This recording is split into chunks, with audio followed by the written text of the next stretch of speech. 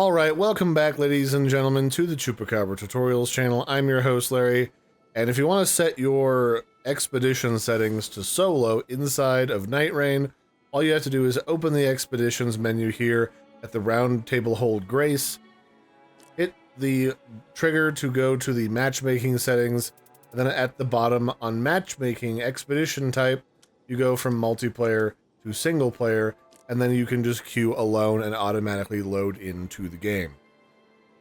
Otherwise, if you want to play with friends again, you can easily just toggle it back to multiplayer and then invite them through Steam.